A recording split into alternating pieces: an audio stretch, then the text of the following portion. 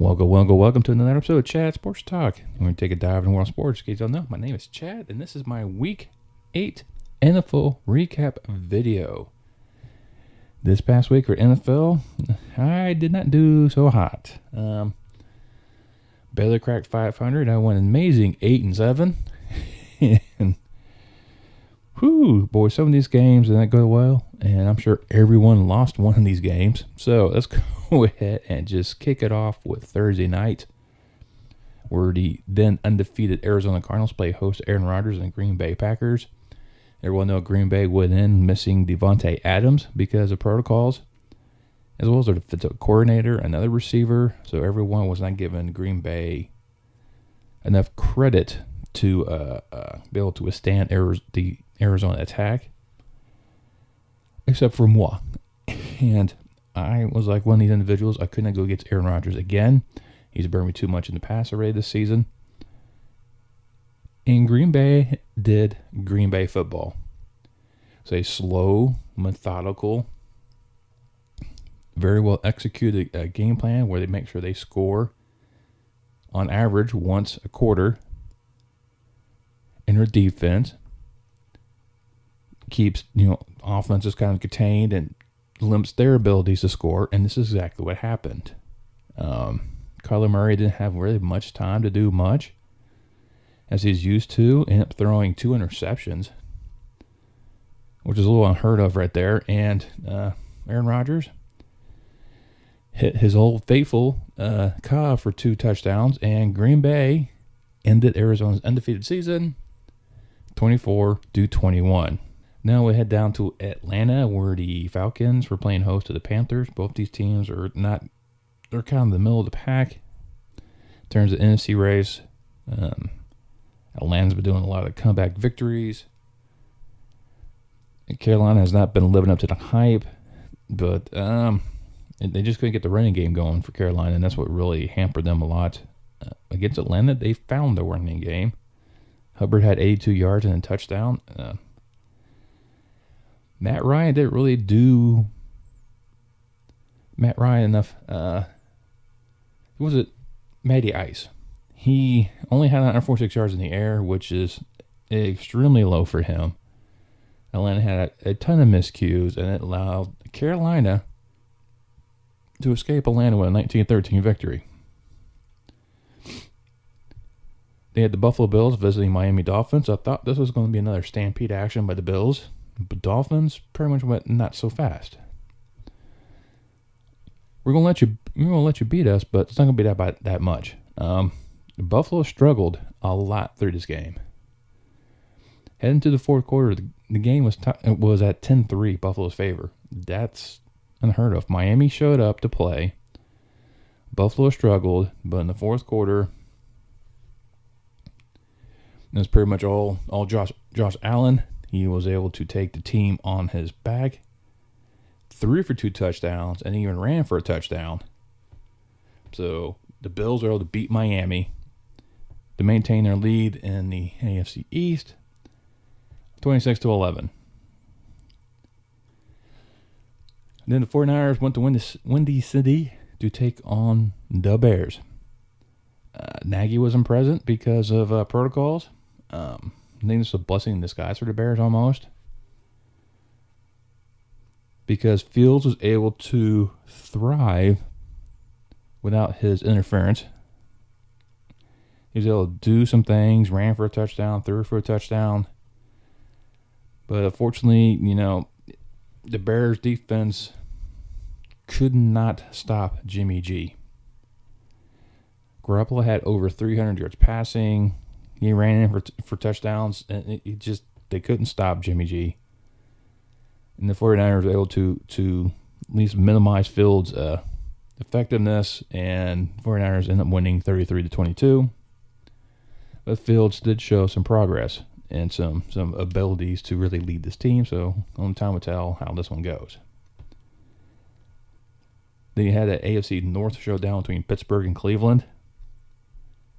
Baker Mayfield did start, so you had that going for him. Chubb did return for running. Landry was back, so they're starting getting injured pieces, but they're not 100%. Taking on the Woeful Steelers, who doesn't seem to do very well. And this game was very slow going, kind of a defensive showdown. The Browns did kind of destroy Boswell, the kicker, on a play. Yeah, pretty much knocked him out, even though he's not on concussion protocol. That was a pretty vicious head-to-head hit that was not called. So Steelers didn't have a kicker. And so when they did score touchdowns, they had to go for 2, and they got neither one of them. Ben was very effective doing what he had to do, 260 yards, 66 yards, by the way, with touchdown. Najee Harris was actually being very effective in running, had just 9 yards short of 100 yards. He also ran in for a touchdown.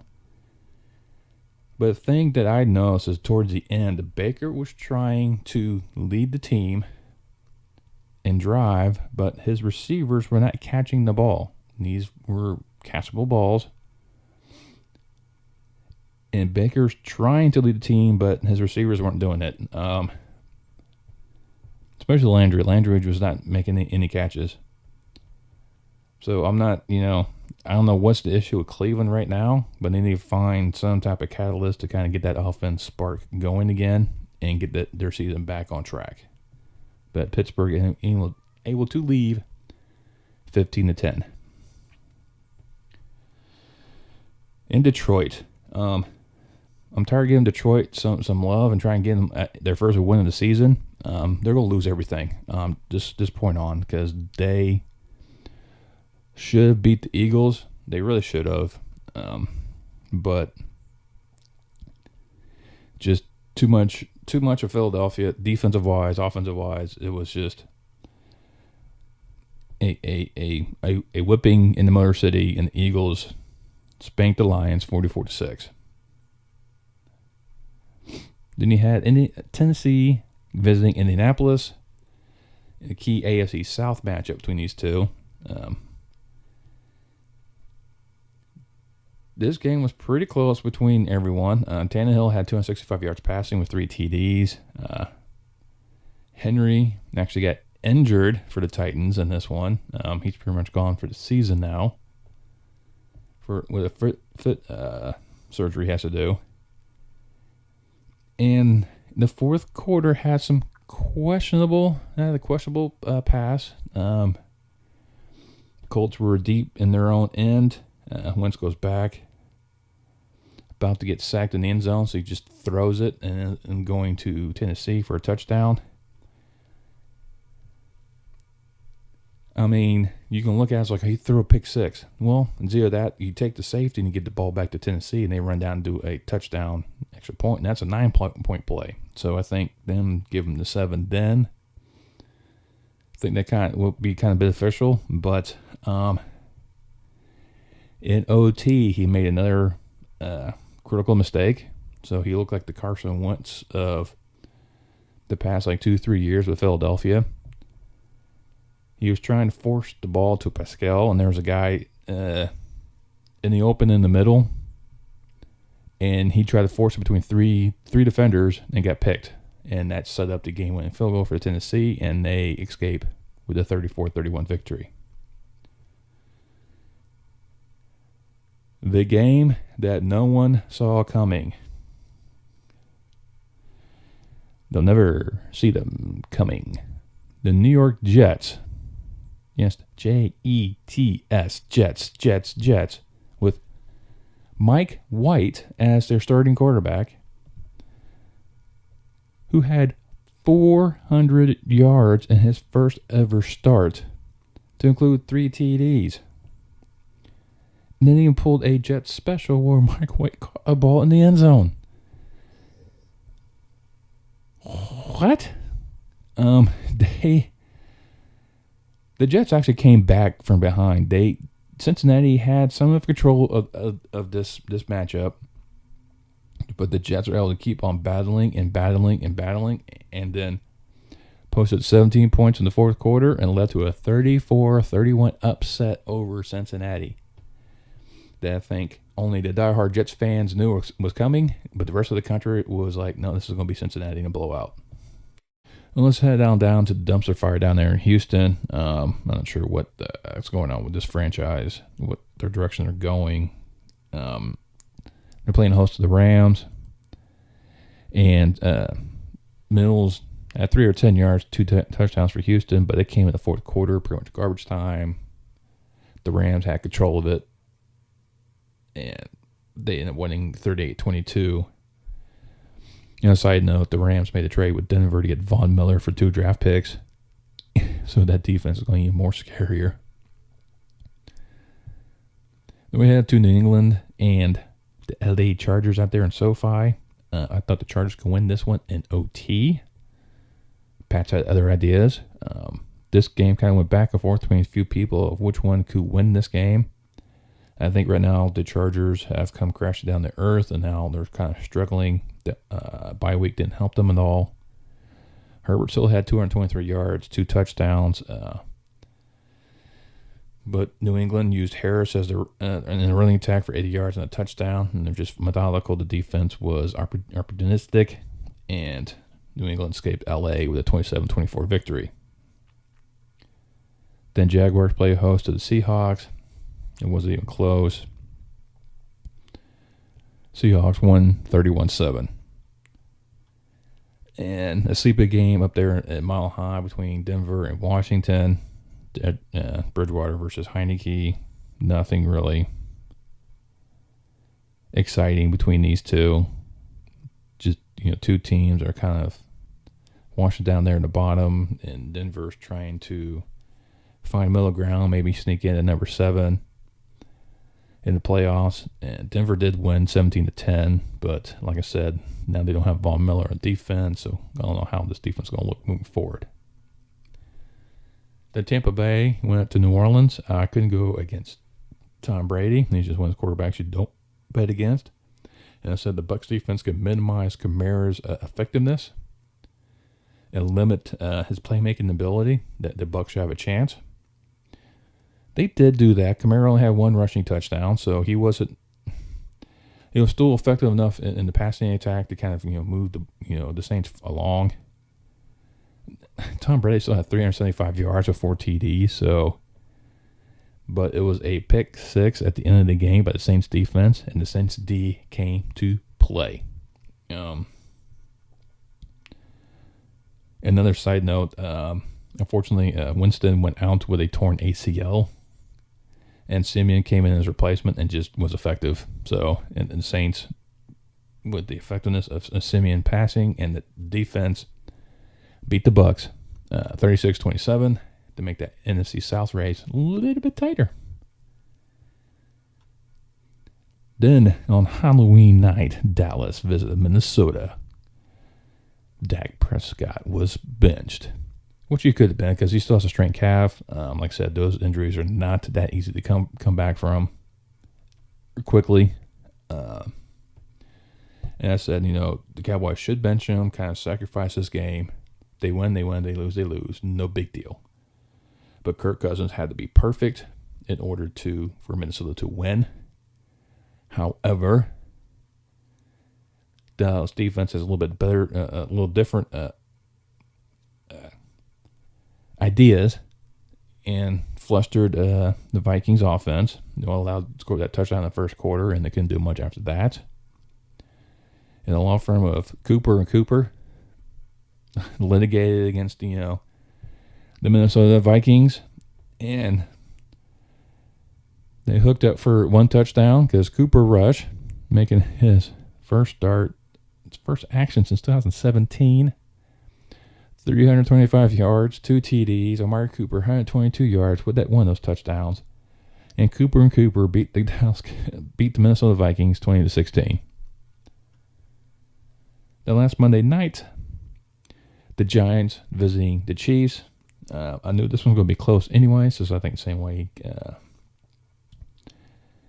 Kansas City has played against against Washington. That was very close. Washington was giving Kansas City some business in the beginning of that game. And this one was very, very tight. That first drive was typical Chiefs fashion when it ended. right there in the red zone. Mahomes just do a jump ball through in the end zone, bounce off one of the receivers, went sky high, intercepted. But the problem with the Chiefs this night was not the defense, because the defense two plays later intercepted Daniel Jones. Was the Chiefs receivers. They were not catching it, fumbling the ball. It was the the Giants defense doing that deep cover 2 was keeping everything in front of them, only giving Mahomes checkdowns. He wasn't able to really rush around it too much as he normally did. So, the Giants are finding a way to, minimize Mahomes' athletic ability and just use him. Okay, you got to do the short gain, maybe 5-10 yard gains, which is fine. But towards the end of the game, when Chiefs were driving, Giants, of course, stepped offside, negated interception they had, and then later on, a phantom face mask call where there was no face mask. It just happened how the hands were trying to tackle Kelce, and how Kelce had his helmet, had the appearance his face mask being pulled. Unfortunately, you can't challenge those type of calls, and that led to Kansas City being in the red zone. Mahomes did one's right decisions right there where he slid, take a sack, and then they kicked the game-winning field goal at that time. Chiefs defense stepped up, sacked Daniel Jones, and pretty much nullified their actions for that game, and nullified any abilities the Giants could to win the game. So that's my recap. Like I said, I went 8-7, so not that great. Like I said, I don't think anyone saw that Jets game coming, unless you're a diehard Jets fan. A couple of these I kind of knew could have gone either way, but I picked the wrong one. It happens. Not my best week, but not my worst, so I can at least hang my hat on that aspect. And hey, just let me know which game pretty much upended your picks this past weekend. And while you're there, go ahead and smash that thumbs up for me. Give me a like. And I will get you my Week 9 preview this Thursday before the kickoff Thursday Night Football. So hopefully I can get a little bit better at this. Maybe go back to my 4-loss routine again. And don't forget to like, share, and subscribe. Once you subscribe, you can hit that bell notification, let you know next time I post a video. And I'll see you next time on Chat Sports Talk.